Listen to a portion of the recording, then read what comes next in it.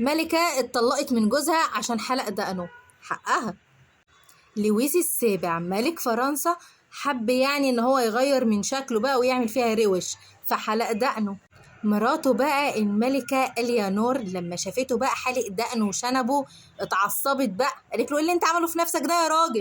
زعلت بقى وفضحت الدنيا وطلبت الطلاق، وطلبت كمان الأرضين بتوعها من ورثها. خلاص كده سكتت وهديت؟ لا طبعا، راحت اتجوزت واحد تاني، ومش أي واحد بقى، ده الملك هنري التاني ملك إنجلترا. شوف يا أخي كده النساء، هل هي بقى هديت وسكتت؟ لا طبعا، دي المشكلة بقى بدأت لما ادت الأراضي ديت هدية لجوزها. فتخيلوا بقى ادت لإنجلترا هدية أراضي على أرض فرنسا. هنا بقى بدأت الحرب.